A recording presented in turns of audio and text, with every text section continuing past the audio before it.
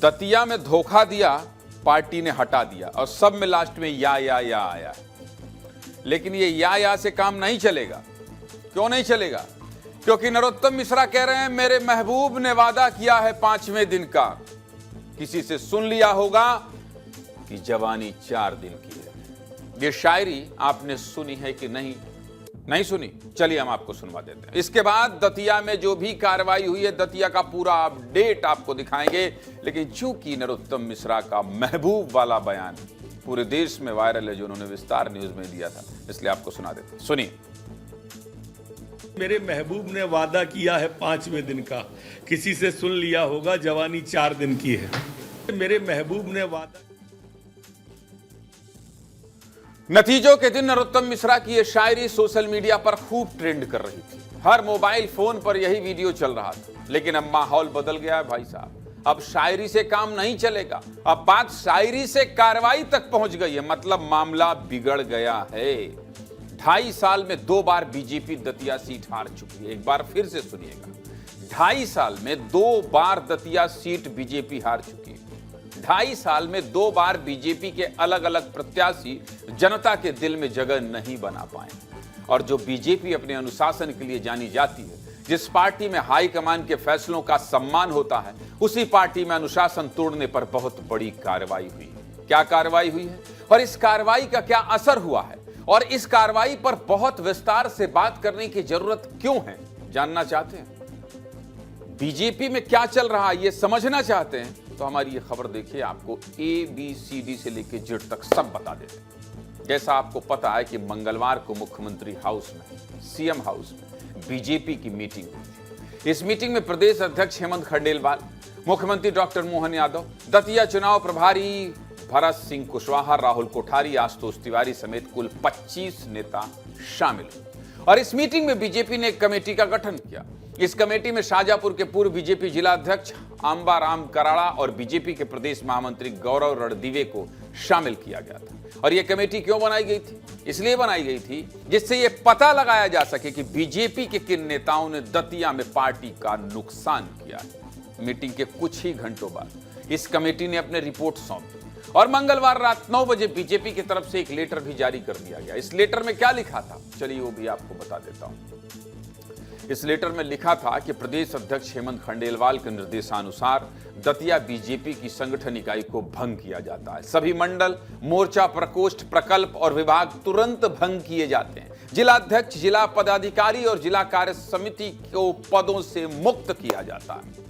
यह फैसला समीक्षा कमेटी की रिपोर्ट के आधार पर लिया गया है। इस कार्रवाई से एक बात तो साफ हो गई कि बीजेपी ने यह माना कि दतिया में बीजेपी के ही कार्यकर्ताओं ने पार्टी को नुकसान पहुंचाया और इसी आधार पर बीजेपी ने दतिया के 1000 से ज्यादा नेताओं को पद मुक्त कर दिया। और चुनाव परिणाम आने के 24 घंटे के अंदर अंदर यह कार्रवाई की गई। और यह कोई छोटी मोटी कार्रवाई नहीं है भाई साहब, बता दे रहा हूं आपको। मध्य प्रदेश के इतिहास में ऐसा पहली बार हुआ है जब बीजेपी ने चुनाव हारने के 24 घंटे बाद इतनी बड़ी कार्रवाई की। 1000 से ज्यादा लोगों के पद वापस लिए। इससे पहले मध्य प्रदेश बीजेपी के इतिहास में इतनी जल्दी इतनी बड़ी कार्रवाई नहीं हुई है। और यह सीधा संदेश है, जो पार्टी के खिलाफ जाएगा उस पर अनुशासन का डंडा तो चलेगा भैया। और इस कार्रवाई से आप यह भी समझ सकते हैं कि दतिया में मिली हार को बीजेपी बहुत गंभीरता से ले रही। मतलब आप एक बार सोच कर देखिए कि एक झटके में 1000 लोगों को उनके पदों से बर्खास्त करना। आपने कभी बीजेपी में देखा है, कभी सुना है कि बीजेपी ने अपने इतने सारे नेताओं से पद वापस ले लिया? नहीं सुना होगा, हुआ ही नहीं तो कहां से सुनेंगे। क्योंकि कम से कम मध्य प्रदेश में तो आज तक ऐसा नहीं हुआ। अब इस कार्रवाई के पीछे की वजह क्या है और बीजेपी के खेमे में इतनी हलचल क्यों मची हुई है, ये आपको बता देता हूं। देखिए, दतिया में कुल 2,20,000 वोटर, जिसमें से 1,35,000 वोटर गांव में रहते हैं और लगभग 85,000 वोटर शहरी, यानी 62% वोटर गांव के रहने वाले हैं और लगभग 38% वोटर शहर के रहने वाले हैं। अब जो ये 38% शहरी वोटर हैं, ये बीजेपी का कोर वोट माना जाता है। लेकिन बीजेपी को जो शिकायत मिली उसके मुताबिक शहरी क्षेत्र के ज्यादातर बीजेपी पार्षदों ने पार्टी के पक्ष में कैंपेनिंग नहीं की, प्रचार प्रसार नहीं की। शहरी वोटर को बीजेपी का कोर वोटर माना जाता है, लेकिन उन्हें मतदान करने के लिए मोबिलाइज नहीं किया गया। मतलब बीजेपी के पक्ष में वोट करने के लिए उन्हें जागरूक नहीं किया गया, जिससे बीजेपी को शहरी क्षेत्र में हार मिली और कांग्रेस को लीड मिली। दतिया का बडोनी मंडल बीजेपी और नरोत्तम मिश्रा का गढ़ माना जाता है, लेकिन यहां भी बीजेपी हार गई। नरोत्तम मिश्रा का गढ़ नहीं बच पाया। इससे बड़ी बात और क्या हो।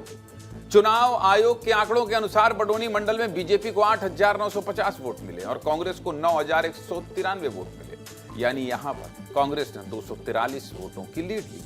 2023 में दतिया नगर पालिका क्षेत्र में बीजेपी 2,691 वोटों से पीछे रही थी, लेकिन इस बार यह अंतर 5,604 तक पहुंच गया। यानी शहरी क्षेत्र में बीजेपी को 2,913 वोटों का और नुकसान झेलना पड़ा। चलिए आपके लिए और आसान कर देता हूं। 2023 के चुनावों से तुलना की जाए तो दतिया शहर में बीजेपी को 47.56% वोट मिले थे, जो 2026 के उपचुनाव आते आते सिर्फ 38.93% रह गए। यानी शहरी क्षेत्र में बीजेपी का 8.63% वोट घट गया है। और एक और दिलचस्प आंकड़ा आपको बता देता हूं। दतिया नगर पालिका में कुल 36 वार्ड, जिसमें से 32 सीटों पर बीजेपी के पार्षद हैं और सिर्फ 3 सीटों पर कांग्रेस के पार्षद। लेकिन इसके बावजूद भी शहरी क्षेत्र में बीजेपी का वोट प्रतिशत लगभग 9% गिर गया है। और जो विश्लेषण हमने आपको बताया है, वही विश्लेषण भारतीय जनता पार्टी ने भी किया होगा। अब जिस शहरी क्षेत्र में बीजेपी के 32 पार्षद हैं, अगर वहां भी पार्टी लीड नहीं ले पा रही है, इसका मतलब कुछ न कुछ गड़बड़ है।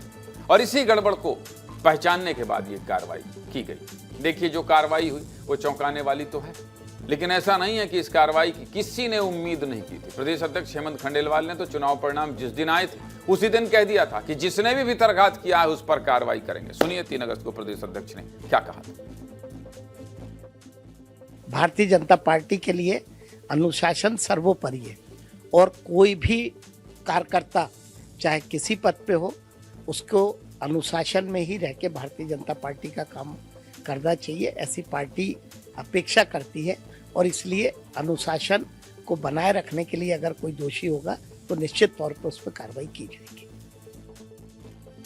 अब इस कार्रवाई के बाद क्या हुआ है वो भी आपको बता देता हूं।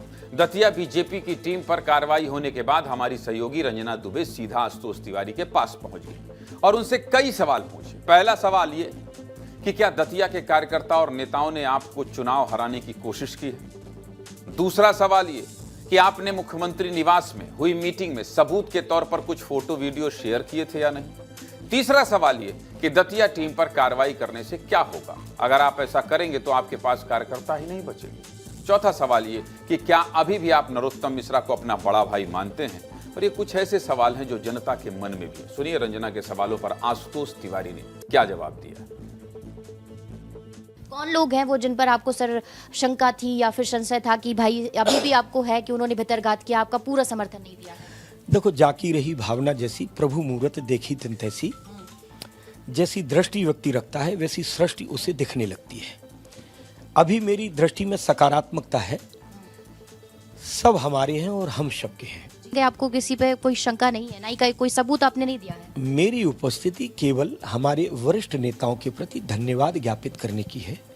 अब तो कार्यकर्ताओं पे गाज गिर चुकी है। 1000 से ज्यादा जो कार्यकर्ता है, बीजेपी के जो जिला अध्यक्ष हैं, उन सबका इस्तीफा हो चुका है। पूरी कार्यकारिणी ही भंग कर दी गई है सर दतिया जिले की। इसे आप ऐसा मत मानिएगा, एक संगठन की सामान्य प्रक्रिया है। कई बार अब इसी में से बहुत कार्यकर्ता ऐसे हैं जो जिम्मेदारियों पर आएंगे। भाई, कार्यकर्ता कहाँ से आएगा, पर कार्यकर्ताओं में भूमिका परिवर्तन को लेकर के ये संगठन का निर्णय होगा। मैंने भी सोशल मीडिया के माध्यम से ही उसे जाना। आप नरोत्तम मिश्रा जी के बारे में आप क्या कहेंगे। आपने उनको बड़ा भाई माना, क्या उनका आशीर्वाद मिला, मंच पर वो भावुक हुए, इसका क्या कुछ असर पड़ा वहां पर। राजनीति रिश्तों को प्रभावित नहीं करती, इसलिए मैंने उस समय भी बोला था। मैं कहीं कोई संकोच नहीं है, मैं आज भी उस बात को दोहरा दूंगा। राजनीति रिश्तों को प्रभावित नहीं करती और इसलिए स्वाभाविक रूप से वो मेरे बड़े भाई हैं। उन्होंने भितरघात किया है या नहीं किया, या आपका समर्थन किया है। मैंने आपसे जो कहा कि ये दृष्टि के आधार पर सृष्टि की रचना होती है। हमारी दृष्टि में किसी भी प्रकार की कोई नकारात्मकता नहीं है। ये प्रमाण दिए हैं या नहीं दिए? प्रमाण की आवश्यकता और इस प्रकार की चर्चा कोई हुई ही नहीं, ना बातचीत हुई है, ना इस प्रकार की कोई दृष्टि है। आशुतोष तिवारी जी, आपको जीत हासिल नहीं हुई है और आप पर सवाल करना ठीक नहीं होगा, लेकिन कुछ बिन मांगी सलाह दे रहा हूं। राजनीति बदल गई है। आपका अनुशासित होना, आपका संस्कारी होना, इसका मतलब यह नहीं होता है कि सच को गलत कह दिया जाए। आशुतोष तिवारी कह रहे हैं कि उन्होंने कोई सबूत नहीं दिए। उनके अनुसार इस तरह से जिला अध्यक्ष और जिला टीम पर कार्रवाई करना सामान्य बात है। उनके अनुसार 1000 से ज्यादा लोगों को हटाना सामान्य प्रक्रिया का हिस्सा। अगर आशुतोष जी ऐसा ही है तो फिर हर जिले में यह सामान्य प्रक्रिया क्यों नहीं अपनाई जा रही? हर जिले में 1000 से ज्यादा लोगों को पदमुक्त कर दीजिए। आशुतोष तिवारी का यह भी कहना है कि वो किसी भी कार्यकर्ता पर कार्रवाई करने की सोच नहीं रखते, बल्कि वो तो कार्यकर्ताओं के साथ खड़े हैं। अब भैया, उनके बयानों के सिर्फ दो ही मतलब हो सकते हैं। या तो आशुतोष तिवारी बहुत बड़े दिल के व्यक्ति हैं, सबको माफ करके आगे बढ़ जाना चाहते हैं, या फिर बहुत बड़े राजनेता। दोनों में से एक ना एक बात जरूर है, क्योंकि जिस दिन नतीजे आए थे उस दिन आशुतोष तिवारी ने साफ साफ कहा था कि दतिया में कुछ बीजेपी कार्यकर्ताओं की शिकायत मिली, जिस पर हाईकमान संज्ञान लेगा, और हाईकमान ने संज्ञान भी लिया। सुनिए नतीजों के दिन आशुतोष तिवारी ने क्या कहा था। कोई गुटबाजी तो नजर नहीं आई इस दौरान? कांग्रेस के नेता का बयान आया है, मेरे कान खड़े हुए। कांग्रेस के नेता का बयान आया है तो मेरे कान खड़े हुए हैं, पर नेतृत्व संज्ञान में लेगा। हमारी भूमिका कार्यकर्ता के नाते, पार्टी ने कहा कि जाओ चुनाव के मैदान में, मैंने अपना सर्वश्रेष्ठ देने का प्रयास किया है, और पार्टी जो कहेगी वो साधारण कार्यकर्ता के नाते दतिया में मिले प्यार, स्नेह, लाड़ दुलार के लिए आखिरी सांस तक यहीं रहूंगा, यहीं के सब लोगों की सेवा करूंगा। 3 अगस्त को आशुतोष तिवारी ने कहा था कि कुछ लोगों ने षड्यंत्र करके राजनीति की है, उन्हें ऐसा नहीं करना चाहिए। आशुतोष तिवारी ने यह भी कहा था कि जिन लोगों ने पार्टी को नुकसान किया है उसका संज्ञान प्रदेश नेतृत्व लेगा। यानी 3 अगस्त को आशुतोष तिवारी ने माना था कि कुछ लोगों ने पार्टी में रहकर पार्टी का नुकसान किया, लेकिन आज वो कह रहे हैं कि वो तो खुद कार्यकर्ताओं के साथ खड़े हैं। अब ये दोनों बयान आपस में मेल नहीं खा रहे हैं। चलिए, पार्टी तो फिर भी बहुत गंभीर है, लेकिन कैबिनेट मंत्री कैलाश विजयवर्गीय का तो मानना है कि उपचुनाव का कोई महत्व ही नहीं होता, उपचुनाव ज्यादा महत्वपूर्ण नहीं होते। सुनिए कैलाश विजयवर्गीय क्या कह रहे हैं। उपचुनाव का कोई बहुत ज़्यादा महत्व होता नहीं है, पर फिर भी हार होती है, जीत होती है, और हमारे प्रदेश अध्यक्ष ने कहा कि हम इसके ऊपर चिंतन। अब कैलाश जी को ज्ञान देना मतलब आप समझ रहे हैं। हमारे पास तो इतना बुद्धि नहीं है, ना राजनीतिक ज्ञान है कि कैलाश जी जैसे वरिष्ठ नेता को कुछ अपन बोल सकें। लेकिन फिर भी जब उपचुनाव ज्यादा महत्वपूर्ण नहीं होते कैलाश जी, तो फिर पार्टी को सलाह दीजिए ना। क्यों बेवजह इतना मंथन और कार्रवाई करना है? क्यों बिना महत्व के चुनाव के लिए कार्यकर्ताओं के पद छीनना? चलिए, ये तो बयानों की बात हुई, लेकिन बुधवार को बीजेपी के खेमे में और भी बहुत कुछ हुआ है, वो भी देख लीजिए, आपको दिखा देता हूं। बुधवार को नरोत्तम मिश्रा आशुतोष तिवारी से मिलने उनके घर गए थे। नरोत्तम मिश्रा ने आशुतोष तिवारी के साथ मुस्कुराते हुए अपनी एक फोटो सोशल मीडिया पर पोस्ट की और लिखा कि दतिया उपचुनाव के बाद सोशल मीडिया पर मेरे और आशुतोष तिवारी को लेकर जो भ्रामक और असत्य बातें फैलाई जा रही हैं वो पूरी तरह निराधार है, कैसे मान लें? चलिए, हम तो वही मानेंगे जो आप कह रहे हैं। आशुतोष तिवारी मेरे अनुज हैं, हमारी ताकत हमारी एकजुटता, अनुशासन और संस्कार हैं, और आशुतोष तिवारी के साथ मेरा 25 साल पुराना रिश्ता है। देखिए, नरोत्तम मिश्रा और आशुतोष तिवारी के बीच 25 साल का रिश्ता भले ही हो, लेकिन जिन लोगों पर कार्रवाई की गई है उनमें से ज्यादातर लोग नरोत्तम मिश्रा के समर्थक हैं। 10 जुलाई को जब बीजेपी ने नरोत्तम मिश्रा का टिकट काटा था तो इनमें से बहुत से कार्यकर्ता ऐसे थे जिन्होंने अपने पदों से इस्तीफा दे दिया था। और इस्तीफा क्यों दिया था? क्योंकि वो नरोत्तम मिश्रा का टिकट कटने से नाराज थे। यानी आला कमान ने जो कार्रवाई की है वो नरोत्तम के समर्थकों पर ही की है, और पार्टी ने यह भी माना है कि नरोत्तम मिश्रा के समर्थकों ने आशुतोष तिवारी का साथ नहीं दिया। अगर साथ दिया होता तो पार्टी कार्रवाई नहीं करती। और सबसे हैरानी की बात जानते हैं क्या? हैरानी की बात यह है कि जब मंगलवार को दतिया उपचुनाव की समीक्षा बैठक हुई तो उस बैठक में नरोत्तम मिश्रा शामिल नहीं हुए। नरोत्तम मिश्रा इस बैठक में क्यों नहीं पहुंचे? क्या उन्हें बैठक में बुलाया ही नहीं गया, या वो खुद इस बैठक में शामिल नहीं हुए? खुद नहीं होंगे ऐसी स्थिति तो नहीं। ये कुछ सवाल हैं जिनका जवाब देने से बीजेपी बच रही है। हालांकि सूत्रों का दावा है कि नरोत्तम मिश्रा को इस मीटिंग में नहीं बुलाया गया था। अब भाई साहब, जो व्यक्ति 30 साल से दतिया में राजनीति कर रहा है, 15 साल डबरा से विधायक रहा है, 15 साल दतिया से विधानसभा पहुंचा, उस व्यक्ति को दतिया की रिव्यू मीटिंग में नहीं बुलाया गया। इसका मतलब क्या है? इसका मतलब समझने के लिए राजनीति के बहुत बड़े विश्लेषक के पास जाने की जरूरत नहीं है।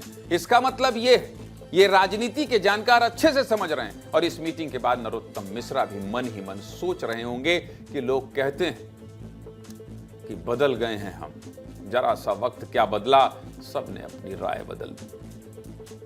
और अब सबके मन में यह सवाल है कि नरोत्तम मिश्रा का भविष्य क्या होगा। अगर उन्हें दतिया से टिकट नहीं मिला, दतिया उपचुनाव की समीक्षा बैठक में नहीं बुलाया गया, तो फिर वो आगे क्या करें? फिलहाल जिस स्थिति में नरोत्तम मिश्रा हैं, उसे उन्हीं के अंदाज में बयां करना जरूरी है। कल तक जो बैठते थे हुकूमत के तख्त पर, अब उंगलियां उठ रही हैं उनके ही वक्त पर। स्थिति यही दिख रही है। खैर, आगे बढ़ते हैं। इस स्थिति पर सबसे ज्यादा खुश कौन है? कांग्रेस के नेताओं हैं। कांग्रेस के नेताओं की खुशी दिख रही है। कांग्रेस नेता अवधेश नायक ने सोशल मीडिया पर एक पोस्ट किया है और क्या लिखा है जानते हैं? मेरे प्रिय दतिया कार्यकारिणी के लोगों, 2018 में तुम्हारे आका ने मुझे बदनाम किया था। उस बदनामी का हिसाब किताब तो मैंने 2023 के चुनाव में पूरा कर लिया था, लेकिन 2008 में टिकट कटने पर जो दर्द मुझे महसूस हुआ था, उससे 1000 गुना दर्द बीजेपी ने उपचुनाव में नरोत्तम मिश्रा को दिया। अवधेश नायक के अलावा आजाद समाज पार्टी के नेता दामोदर यादव और कांग्रेस के पूर्व मंत्री पीसी शर्मा ने कहा कि कार्यकर्ताओं पर कार्रवाई करने से कुछ नहीं होगा। इन कार्यकर्ताओं के बॉस पर कार्रवाई होनी चाहिए। सुनिए दोनों नेताओं ने क्या कहा। अगर भाजपा में हिम्मत साहस होता तो जैसे कांग्रेस ने राजेंद्र भारती पे कार्रवाई की, वैसे ही नरोत्तम मिश्रा पे भाजपा को कार्रवाई करनी चाहिए थी। इसका मतलब भाजपा ने ये माना है कि ये कार्यकारिणी ने गड़बड़ी की है, तो गड़बड़ी जिसके आदेश पे की है उनके खिलाफ क्या कार्रवाई की, इसका जवाब भारतीय जनता पार्टी को देना चाहिए। छोटे मोटे लोगों पे कार्रवाई कर रहे हैं, लेकिन एक सहृदयता सरकार जरूर बता रही है कि नरोत्तम मिश्रा जी इन पे चार्ज लग रहा है, उनके पास गाड़ी घोड़े यथावत चल रहे हैं। ये सहृदयता तो सरकार और पार्टी बता रही है। सीधे मुद्दे की बात यही कि 10 जुलाई को नरोत्तम मिश्रा का टिकट कटने के बाद दतिया में जो माहौल बना और फिर चुनाव के बाद जिस तरह से कार्रवाई हुई, वो अक्सर बीजेपी में देखने को नहीं मिलता। और अगर अनुशासन के साथ खिलवाड़ हुआ है तो पार्टी कार्रवाई करेगी। ये संदेश आला कमान ने साफ तौर पर दे दिया है कि बीजेपी में अगर आपको लगता है कि आप पार्टी से बड़े हैं तो ऐसा मत सोचिए, कार्रवाई होकर रहेगी।